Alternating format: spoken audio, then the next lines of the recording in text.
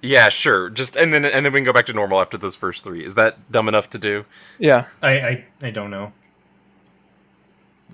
What do you mean you don't know? I don't know what I said. I'm distracted. So. No, Just say you sure. said sure. That's it. Sure. That's your line. No, no. After I say my line. All right.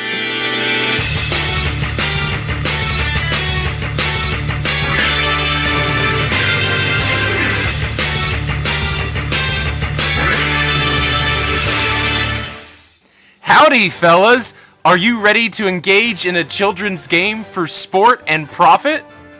Sure. You know it.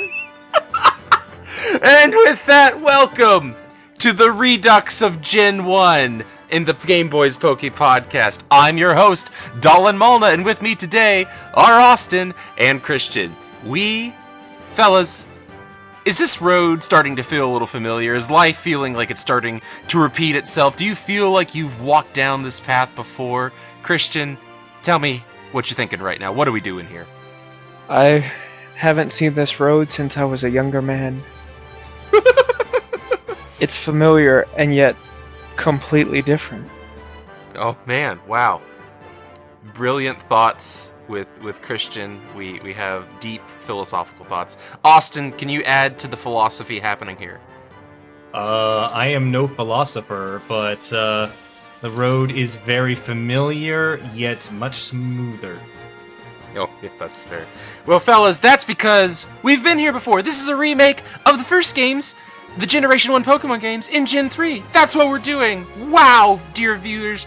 If you clicked on this without looking at the title, how did you get here? But also, thank you. That's what's happening here. So we're talking about, of course, FireRed and LeafGreen.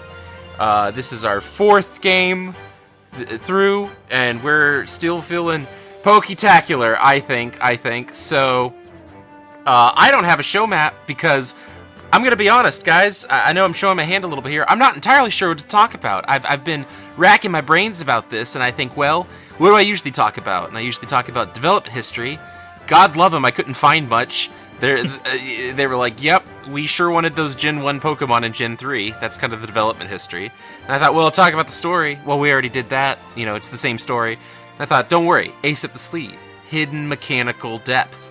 Except for I kind of went all over the mechanic. It's just the Ruby and Sapphire mechanics. That's all that's going on here, fellas. So, I hope you can be far more entertaining than me. Is there anything just itching in your craw to talk about? Either one of you, or do we just go on to Pokemon teams? Austin, tell me what you're feeling. Well, I mean, I do have one particularly interesting event that occurred during my playthrough, if now isn't a good time to cover such things. Thank goodness, give me something. I'm grasping at straws here, man. You know, I get to use a team of 3 this time, which is very nice, instead of having a lowly single Pikachu that can't do anything. But I still had to make sure my team was worthy to be on my team and be able to make it through this game. So I can't remember after how many gyms I had to beat. I am going to assume it was after the second gym. Well, wait, real quick. We should tell the we made it to 4th gym. That's how far we went in this one. That's worth letting people 4 gyms have been felled. Yeah. So continue, yeah. So anyway, I think it's somewhere after Gym 2, wherever the Diglett Cave starts. I had my team was needing to get leveled up in order to keep up with the gym levels so I can actually survive. So I decided to put them through the grueling Diglett trials, where each single one of them would have to fight in the Diglett Cave by themselves until they met with the legendary Doug Trio boss. And then in order to pass the trial, they had to 1v1 the Doug Trio. And only until then, and only when each member of my team has defeated their own Doug Trio, were they considered worthy to remain on the team and move on. Wow, you had some, like, spiritual waterfall training going on over there. Yes, and now my team is very strong and very good as a result. That's honestly fantastic. Christian, before we go into teams, any memorable, because it's the same game, anything memorable, different, worthy you think of talking about right now? I have some fun facts. I don't know if now is a good time for it or if I should hold them off for later. I'm gonna trust your intuition on that. You can either hit it up or you can hold them close to the chest. I believe in you. I mean, I thought one thing that was interesting, this is a fun fact, but it's also something that I noticed through the playthrough, is in this version, I guess they did it to maintain how it was in the original Gen 1, but there's not a day and night cycle. Yes, yeah. I thought that was interesting, since that mechanic is something that got introduced as we moved through the gens. I kind of expected us to be able to experience that day versus night in the Gen 1, Gen 3, but we didn't. So, well, what's interesting is it wasn't just to be like the first one. I don't know if y'all noticed, but Ruby and Sapphire didn't have a day-night system either, actually. oh, you're right. Yeah. So that's just kind of, we just did that with Crystal and Gold and Silver, and then we just kind of. Well, already, people complain a lot about gimmicks being introduced and then dropped. That's a very modern complaint, but it turns out it was there from the beginning, apparently. So yeah, I guess a little bit. I'll jump into a little bit of background. The little bit of background I was able to dig up, if you fellas are okay with that. Yeah, go for it. Yeah.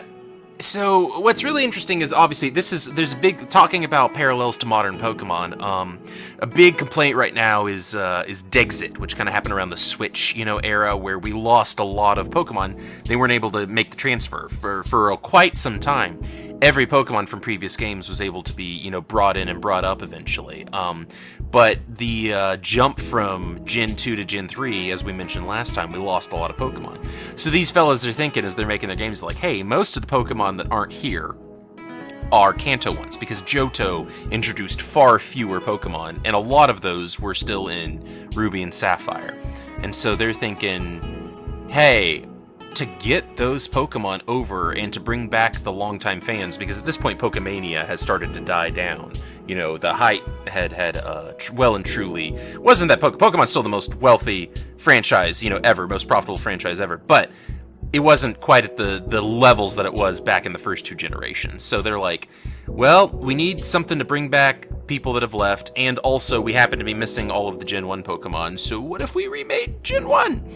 And that kind of is what birthed this. But what's wild to me is that that's the whole point of this game existing, more or less, is let's bring back those old heads and let's make it so that, the new guys that have jumped in with Ruby and Sapphire can finally finish the whole Pokedex. Gotta catch them all, even though they've taken that off of the marketing, as you mentioned before. But there's a bit of an unfun fact about this one, which is that you can't trade in this game with FireRed and LeafGreen can trade with each other. But you can't trade to Ruby, Sapphire, Emerald, or any of the Gen 4 games later.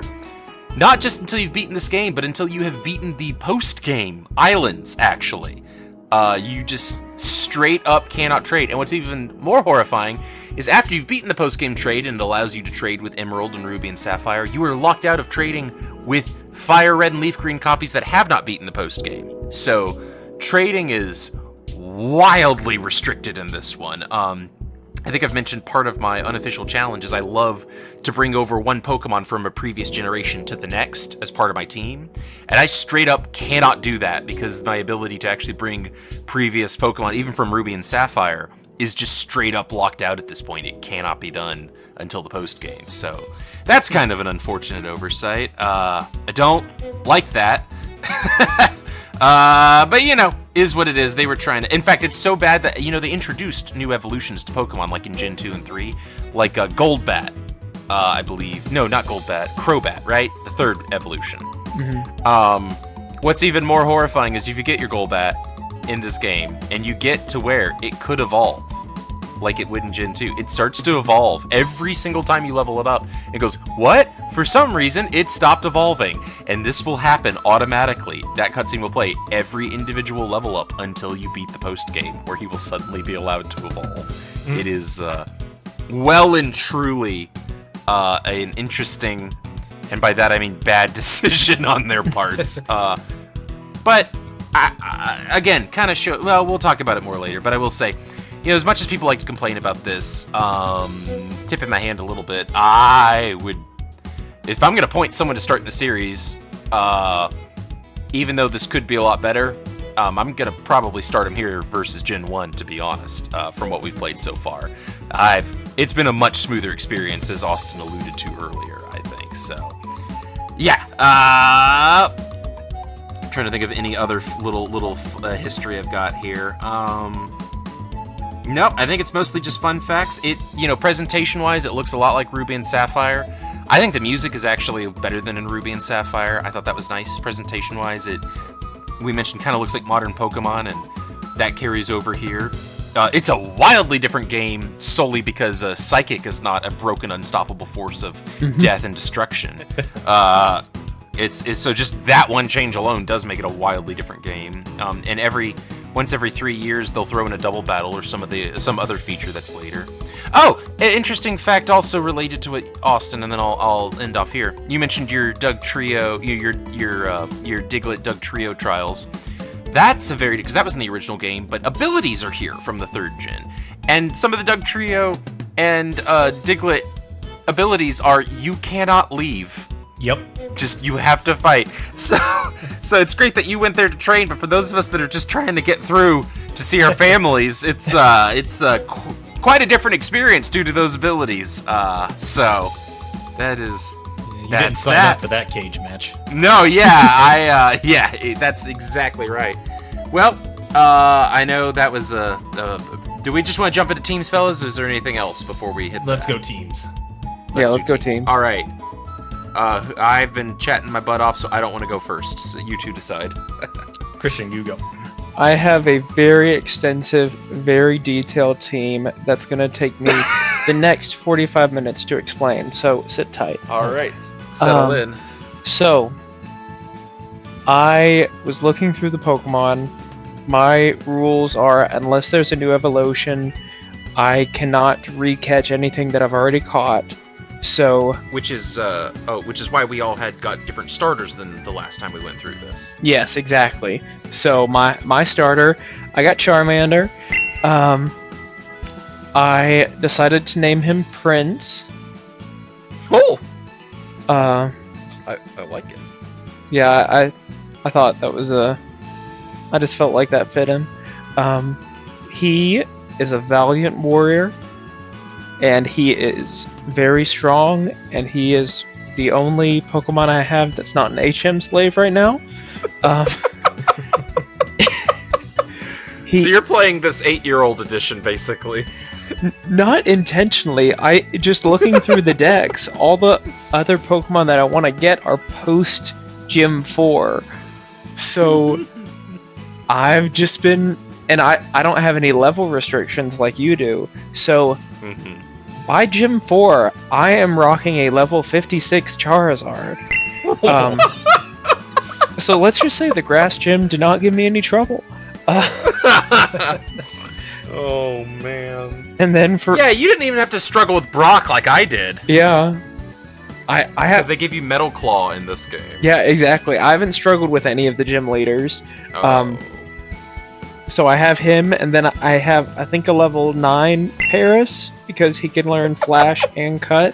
And I picked up a Rattata, because there's another HM that I know we're going to get soon that he can learn. And I just figured I'd hold on to him until I get to the point where I get the team I actually want. So, Austin, he's stealing your moves, man. Yeah, but he sounds like he's having a much better time because Charizard is so much better than a Pikachu. Charizard is fantastic. Well, that is a complex team. I'm glad you were able to sum it up so well for us because, a lot of... So you're looking for... How do you know how quickly after Gym 4 you can get some more of your members that you want? I know...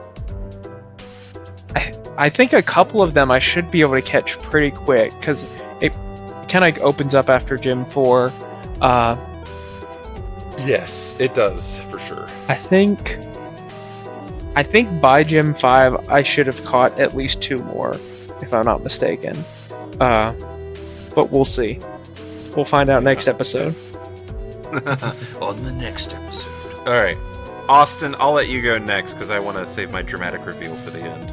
Alright, so unlike Christian, I have my entire team. I got it by wow. Gym 3. Started off with Squirtle, which is so much better than a Pikachu. I know I sound like a broken record, but I cannot iterate how awesome it is to not have the Pikachu. And he is already a Blastoise by this point. Holy heck. What's his name? His name is, in keeping it semi-related to Gen 1, this is Luke. Leia's Luke Skywalker. Oh, Nice. okay. I like that. Yeah, and then very shortly after starting the game, I caught the second member of my team, which is Leia, which is currently a primate. Is it even a female primate? Yes, it's a female primate. Okay. I mean, the names don't really associate well with the Pokemon itself. It's just I picked my trio of names, and it's just the Pokemon I decided to go for. So, Primeape is my second Pokemon. Primeape has been serving me very well. And then for my third Pokemon, I started to utilize a mechanic in the game that I have not utilized, I don't think, ever to my memory, which is trading with an NPC.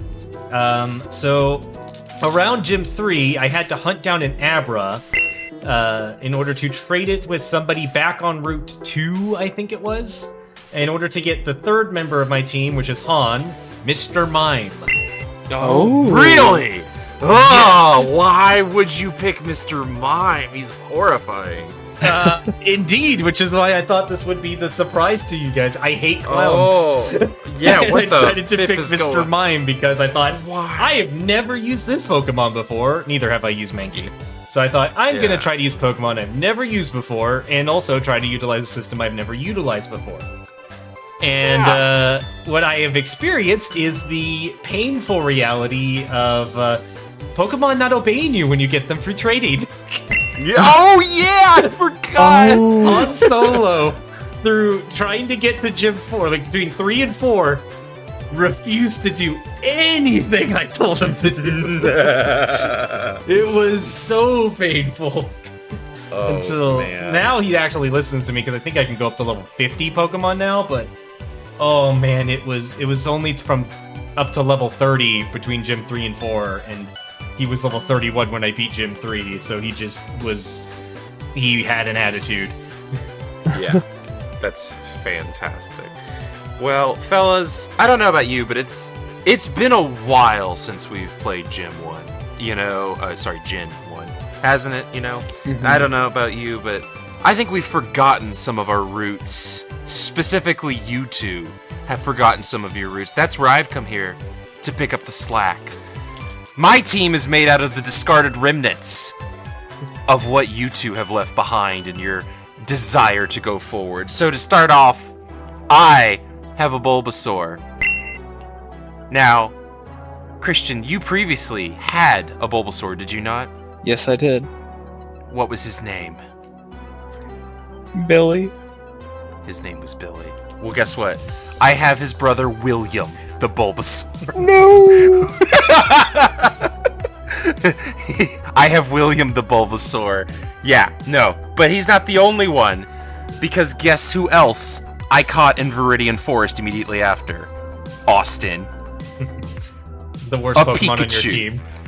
A Pikachu. You know what? Not just any Pikachu, the wife of your Pikachu that you promised to take to fame and fortune but gave up. He never came home, and he had a wife at home. So my Pikachu's name is the Forgotten One, and she's on my team now. So that's my second one. But that's not it. I couldn't stop there. There were other Hall of Famers who had been neglected in their time. Christian, you promised never to bring them with you, never to carry on. You just get your little victory and then leave them behind. So, you had another friend on this journey, right? I believe one Nido Burrito, is that correct? Not Nido Burrito. No, not Nido Burrito. His cousin, Taco Bell Boy, is on my team now.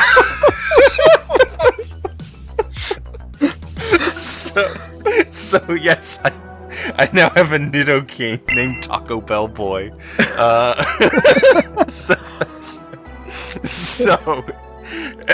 And then the theme kind of falls apart, because then I just got a Vulpix that I named.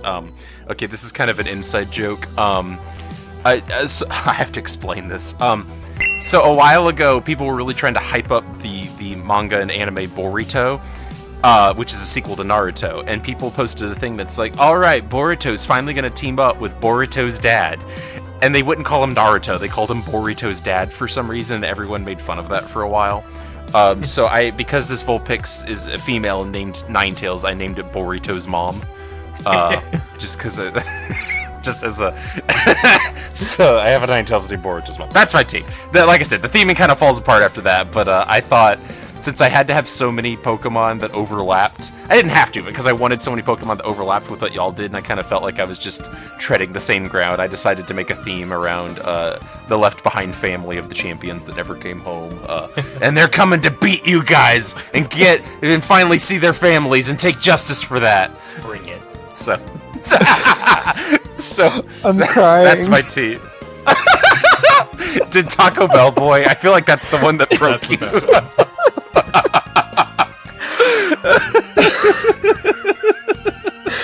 So that's my team. Oh no. I've got 2 more I plan on getting, but I can't get them till after the 4th gym. So yeah, man, I'm having a hard time with this generation, so I was at least trying to make it funny. Oh my gosh. Oh, yeah. my So Lord. honestly, I kind of do. I was a little bit nervous about like just doing repeats and how boring this is gonna be, but honestly, everyone's got a really funny or interesting theme for their team, so I'm a little more interested to see how this shapes up now, to be honest. That fight at the end is gonna be wild. Because this time I'm training them up. I'm not stopping at level 50 or whatever. We're going all the way to the top, baby. Okay. Yeah. So yeah, I feel like this is a perfect place to maybe talk about some of those fun facts if you've got them. Kind of moving on. I got a couple fun facts when you're done too. Yeah. But Christian, do you think you're up for your fun facts here? Oh, I'm ready. Okay, hit me. So first off, this is just in terms of FireRed and LeafGreen sales-wise. I thought the sales numbers of these was very interesting, especially how quickly, within the first week of release, over 900,000 copies were sold in Japan. That nearly sold them out, and that was 95.6% of the stock that they had at the time. Oh, they did not stock up for that, did they, though? They did not. But you know what? Wow. They turned around and sold even more in the US.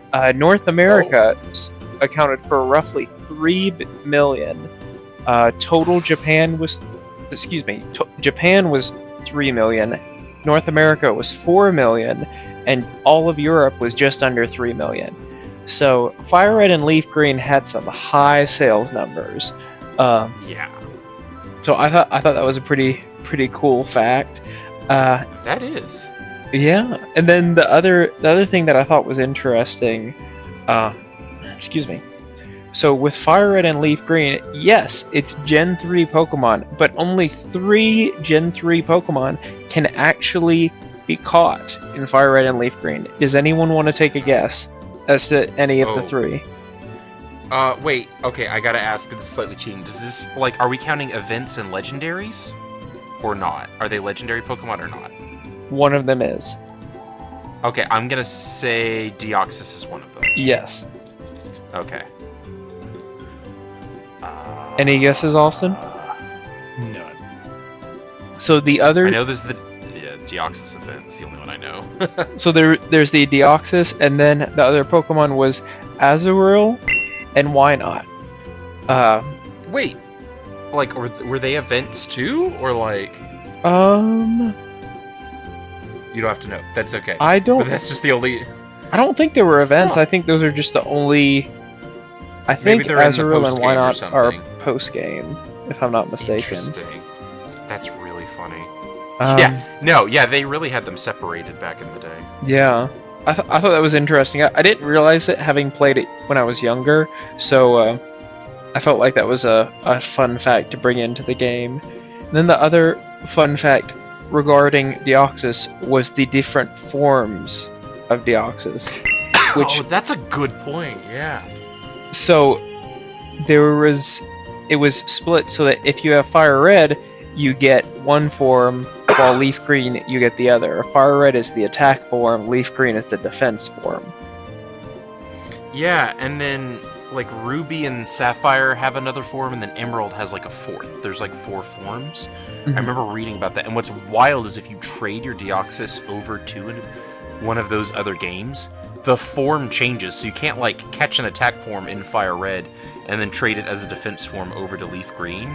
Like, when you trade it, it changes forms, is my understanding of how it works, which is just kind of bonkers. Yeah. So depending on if you wanted to go to a tournament like with a specific form of Deoxys, you'd have to move your whole dang team over to that copy of the game. What were you gonna say? Sorry, I think I interrupted. No, I was just saying I thought that was a really cool, interesting fact that I had no idea about until I did a little bit of research on it. Nice. Austin, I know you're a big Deoxys fan, right? Did you know that? I'm not super knowledgeable about the Deoxys things, other than I think he looks really cool and he's fun. Yeah, absolutely fair. Yeah. Alright, so looking at the facts, the things I've got here, this may just be a short episode because honestly, I only have a couple more notes. My fun facts are just weird things that happened in the game. I love at the beginning when you're like ready to leave for your home. This may have even been the original, but it struck me as funny again in this. Where your mom goes, "Well, all boys leave home. It said so on the TV." Like, I just imagine your 10-year-old like just packing up to leave, and your mom being like, "Well, I would be worried about this, but the television's told me this was normal. So goodbye, son." That cracked me up. I think it's absolutely... I know this is in the original, but especially by the fact that we're at a Gen 3 remake, I think it's absolutely insane that experience share is locked behind not seeing, but catching 50 different types of Pokemon. That's a third of the roster, dude. Like, that's bonkers, okay? I think that's absolutely insane. I cannot believe they left that in. Like, because the whole point of the experience share is, like, you catch a Pokemon that's a lot weaker than your team, and it lets you easily get them up to with the rest of your team, which is a great quality of life feature. Why would you save that until someone had caught a third of the entire roster of the game? What the heck? Like, Christian, that's not even an option for you, because you've made a rule that if you catch a Pokemon, it's done. So you'd have to get rid of 50 Pokemon just to get the experience share in this game. Yeah. So I'm just gonna be without it. Yeah, wow. Like, I've just been catching everything and putting it in my box, because I'm not repeating Pokemon, but I'm not repeating Pokemon that were, like, in the Hall of Fame, so I'm giving myself, like, catch a random thing, put it in the box kind of a deal. But, yeah, it's just bonkers. And then my last little fun fact I have, and then I'm actually straight up out, and either y'all have to come up with something or we're ending the podcast early, because I don't know what else to say, is, I bet you, unless you've played the original, neither of y'all have noticed this, because, again, we're using emulators, so everyone's using save states constantly, right? No one's actually saving the game and then loading it. Why would you do that? That's inconvenient, right? But this game has a fascinating feature that I'd love y'all to check out at least once before the next podcast, because it was really revolutionary on the original hardware. And Austin, you in particular, this is kind of a lifesaver for you that I think you'd really appreciate. And apparently it gave the programmers like a nightmare to make it work, but they did in the end. There's a feature that when you save your game, close it, and load it like the normal way, when you load it back up, it gives you a recap of the last 5 important events that you did in the game to give you an idea of what you were doing last. Oh, wow. Yeah, when you load it back up, it'll be like, caught a Wynot on Route 205, battled a trainer and won, visited the Poke Center, bought 3, and it'll tell you the last 5 things you did, and then in black and white little replay, and then load you back into the game, so you can be like, oh yeah, I remember I was headed this way. That is the type of feature I have heard Austin, like, not that exact thing, but some kind of like, what was I doing last time I played this? I've heard you beg for that feature in like many, many different RPGs, Austin. Oh, this is cool. Yeah, you're checking it out now? Yeah. Pretty neat, huh? Yeah. A flashback. Yeah, it's just straight up, especially as a kid on a mobile system, like, why don't more that was do this? I know, they did it one time in this one-off remake, and then it was never seen again in anything else ever. Bonkers. Yeah. This is I thought so good. I thought you'd get a kick out of that. Yeah. All right. On that note, I'm gonna be honest, fellas. I know we're headed towards the conclusion here, and actually, it's gonna be into the season as well.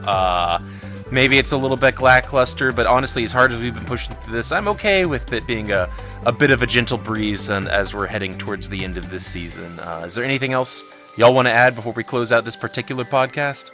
The only thing I kind of just reminded myself of is a difference between yellow and coming and playing this game as like a FireRed. I vividly remember the rival. As soon as you go to get your first Pokemon, your rival being even more over the top obnoxious and shoving me on the ground to take a Pokemon. And it was nice that he didn't push me this time.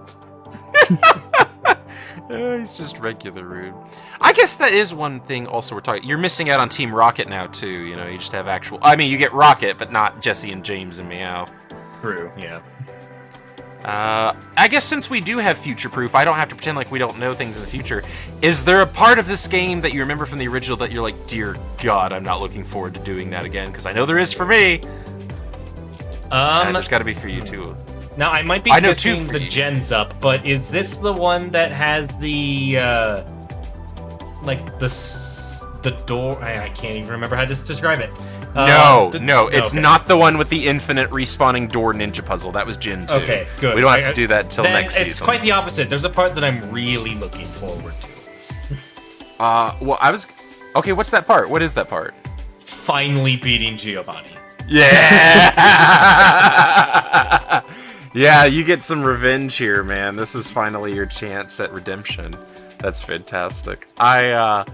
The part I thought you might be dreading, Austin, in particular, that I'm mildly dreading, is that I think, Christian, because we said we'd stop at Gym 4, Gym 4, but there's a little bit of open-endedness. I think you already did Silph Christian, but Austin and I have not. And there's that sliding floor puzzle that's like several floors deep in this game, is there not? Yes, yeah. It is still there. It's still there. So, do you remember that at all, Austin? Are you dreading that, or did it not? I think so, but I think it was very self-explanatory, and I think I blitzed right through it the first time. Oh, man. All right. It's just me, then. It's not that hard, but I don't like it. I just have one recommendation for you. What's that? Turn off fast forward before you do it. Well, yes, that is true. I tried it with fast forward, and it was so bad. Well, yeah, and y'all are like on 10 times fast forward too. I don't know how y'all even walk with that stuff on. I only do 10 times when I am grinding. I play 2 times every other time. I play normal most of the time, and then go to times 2 when I'm grinding. The power's gone to your heads. Mad. Gotta go fast. Oh my gosh. Well, fellas, that's all I got on this one, at least. Like, I feel like this is obviously a shorter one because I don't think there's as much interesting to talk about. But I again, at the risk of tipping my hand, I think this is the most fun I've actually had doing the podcast. Sure, it's a little bit samey, and I wish I had some more interesting things to bring up. But if I was so far out of what we've played, if someone said, "Hey, where should I start playing Pokemon out of what we've done?" I'd start them here well before I'd start them on any of the other games. But I don't know how you guys are feeling so far, but I'm enjoying this kind of breezy revisit of the first gen so far. I would definitely agree with that. I should have said someone's name. I'm very sorry. It's my fault. All right. On that note, we're just going to call it there. Fellas, thanks for joining us. Next time, the Elite Four and the end of the season. And then we'll have to figure out what we're going to do next. Thank you very much. Okay. Oh, I'm still recording.